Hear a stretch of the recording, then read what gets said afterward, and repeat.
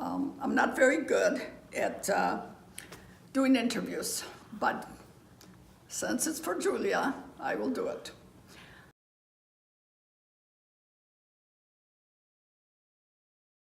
I came here when I was 12 years old from Greece, but I vividly remember a lot about Greek mythology.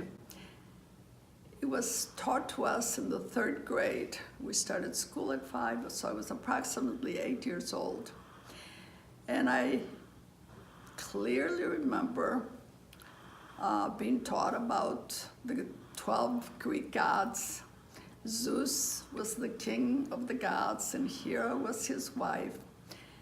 And they lived in Mount Olympus, which was only like 2 hours from the little village I lived at. And then there was Aphrodite, who was the queen of beauty and love, and there was Athena, the queen of wisdom, and Poseidon, who could quiet the oceans with 2 words or 1 word, or make them into a roaring rage. And then, more than just the gods, there were the stories about Medusa being able to look at a man and turn him into stone. The story about Ulysses, who hid in a cave, and in the night,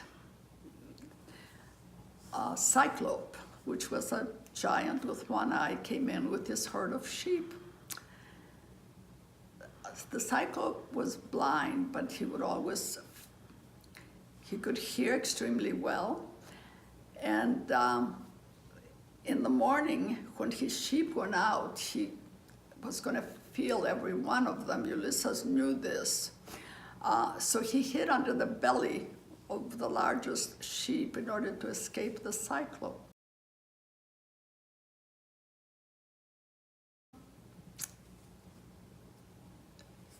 My favorite myth is the Minotaur. That's the one where Zeus, the king of the gods, sent a bull to King Minos in Crete. And his wife became impregnated, and she had half man and half bull, which was called a Minotaur. Well, King Minos hated him, of course, and he had Icarus, Daedalus, and Icarus, who was Daedalus' son, the best architects in Greece, come to Crete and build a labyrinth. That's where my Greek accent comes out. Then King Minos wanted to keep them there because they were the greatest architect of their times, but they wanted to go back to Athens. So Daedalus built wings of wax, and he instructed his son Icarus not to fly too close to the sun because they would melt. Icarus agreed, but as they were flying, Icarus, the young son, got so excited, he flew close to the sun, his wings melted, and he fell into the sea, and they named that sea Icaria, under Icarus. That story continues. King Minos, because he was so angry about having been sent the bull from Athens, demanded that King Aegeus send 7 young men or women every year to be fed to the Minotaur. The 3rd year, the king's son Theseus said, "Father, this is ridiculous. I know I can slay the Minotaur." Well, nobody could slay the Minotaur because the labyrinth was so intricate and so difficult to get out of it. But the son convinced the father. But the son said, "Don't worry, Father. On my way back, if I'm coming home safe, I will have a white flag on my ship." So Theseus went to Crete. King Minos' daughter fell in love with him, and she gave him a string that he tied to the entrance and was able to get to the Minotaur and slay him. And also the part that was difficult to get out. but all he did was roll back the string. He got out. And he was so excited. He married Ariadne. They were back on their way back to Greece, but they forgot to change the flag. So when his father saw the black flag, he thought his son died, and he threw himself into the sea and over the cliff, and that's how the Aegean Sea got its name.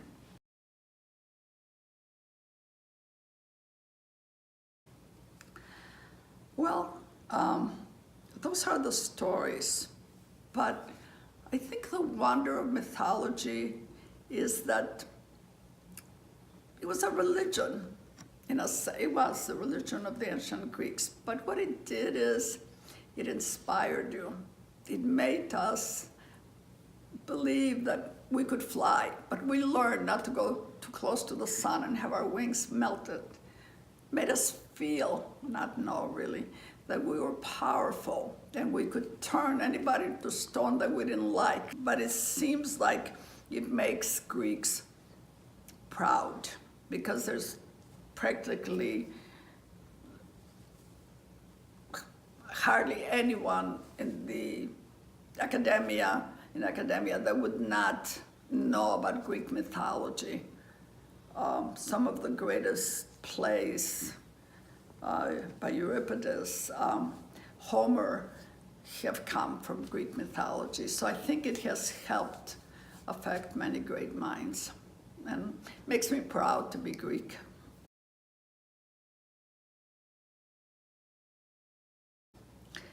When you're Greek, it's instilled in you, I think, from the day you're born, to be proud that you're Greek. And I think part of that comes from Greek mythology, of course, the philosophers, Socrates, Aristotle, Plato.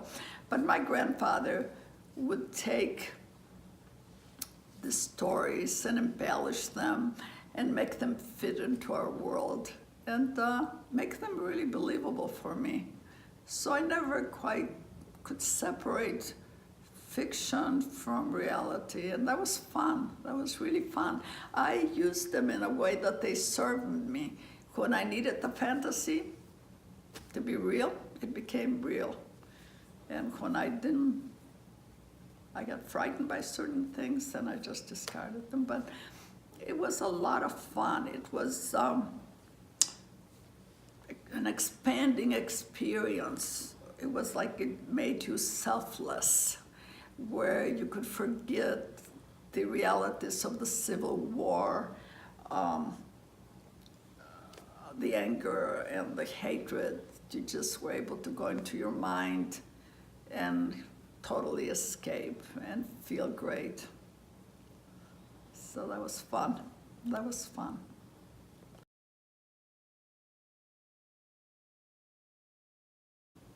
It was a very difficult time to have been born in Greece.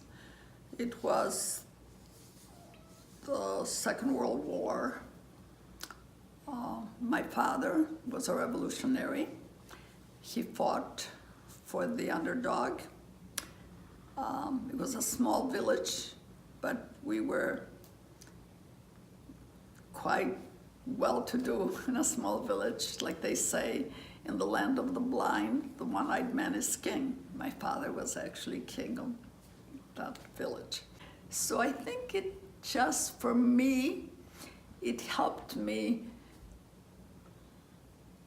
be able to go into another dimension and survive the atrocities of war. And then there were a lot of them. My grandfather got beaten and dumped in a ditch, and we had to find him. My mother brought him home, and I was only 5 then. She laid him in the living room on a white sheet, and his long johns were stuck to him with blood. And I remember, and I listened as a child because they threatened us, and my mother was cutting his blood-soaked stuck long johns with the scissors away from his body, and she literally screamed at me, "Get out!" And I just looked at her and sat there, bent on my knees.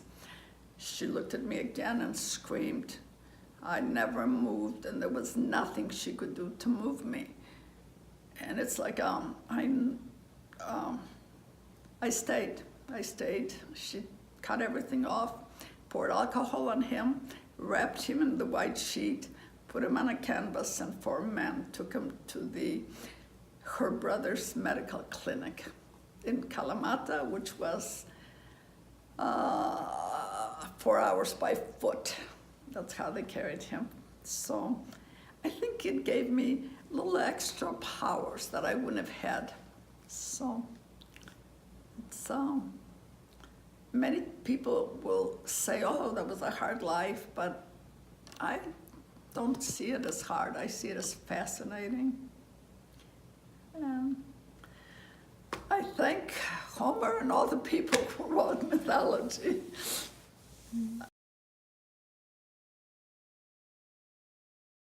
It's like the myth about Pandora's box, that no matter what, she always had hope.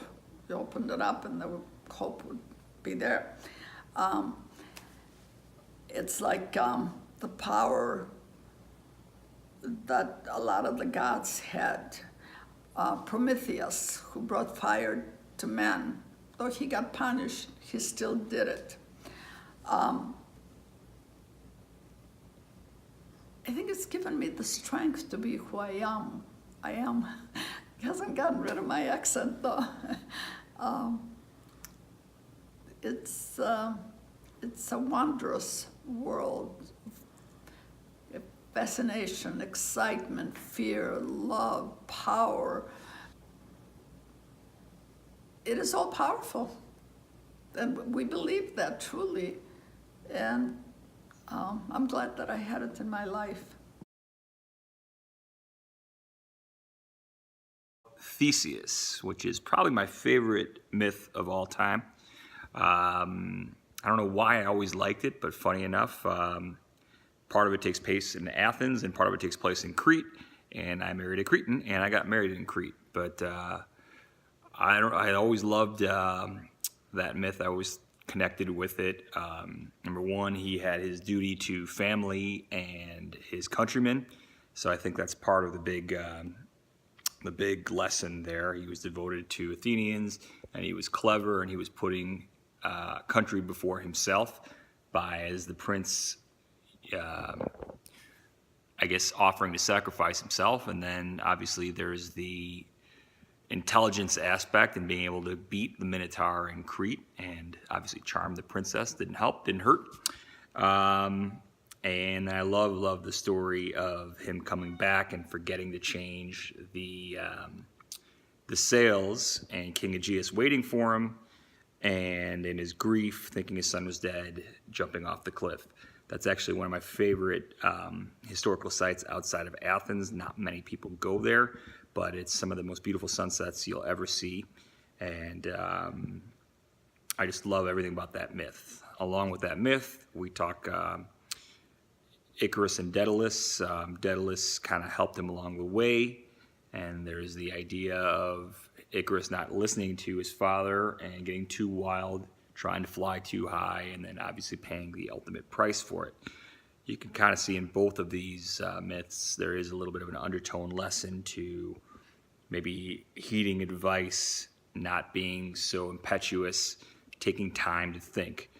In Theseus' standpoint, it was to remember what his father told him about changing the sails, and Icarus obviously listening to his father and not flying so high. Both sites are important. Both myths are really important. I love the Crete aspect. I love Crete. I've gone every year for 5 years.